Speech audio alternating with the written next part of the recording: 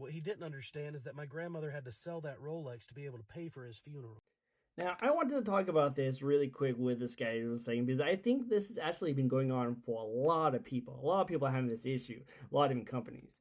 So I don't really make content like this, but I just had to stitch it because I kind of felt like this felt really personal on my part.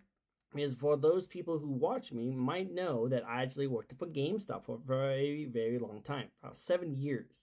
And I really did enjoy it. I was very loyal. I worked really hard, and I made sure that the two only stores in my hometown were the top stores in the region. And after years went on, I started realizing that GameStop was starting to crumble a little bit. Now, I still stayed with them. I still trying to work really hard, and I still really liked them.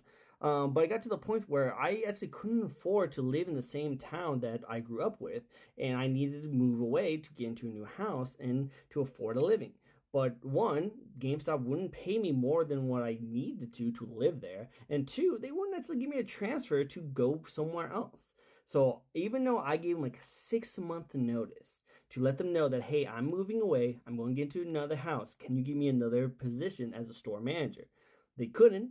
They couldn't do it for a very long time. I still stayed with them to make sure I trained my assistant to be able to take over and to make sure that they were good standings before I had to leave. Now, fortunately, after I did leave, that's when I started to realize my loyalty that I put so many times and put so many hardworking hours with, they didn't really repay it, and they actually kind of spat on it, and it felt really trashed a little bit.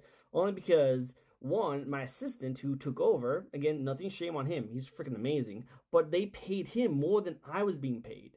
Like to the point that if I actually got that same pay that my assistant got, I probably could have actually stayed in my hometown and not have to worry about moving. But instead, they gave it to him, which was very weird in my case. But also, there was a last gift that was given to a lot of store leaders at the end of the year that was an Oculus Quest Pro. It was the only thing they gave away for the manager conference. And I was wanting to get it because it was my farewell gift. It was my one thing I got from the loyalty I gave to GameStop. And they gave it to my assistant manager instead. Now, again, he was going to give it to me, but it seems like all the managers and all the other associates were pretty much hounding on him to keep the quest and made him realize that he didn't need to give it away.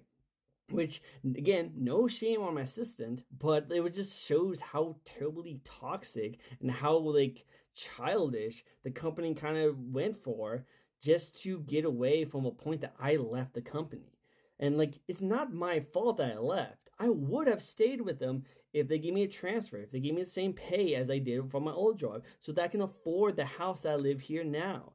But they couldn't. And instead of just leaving and go and help me out with it, they decided to just keep the one thing I wanted and pretty much gave it to my assistant manager instead, which is kind of just seems very disheartening when you put so many years in a company and this is how they treat you. Now, I know I moved on.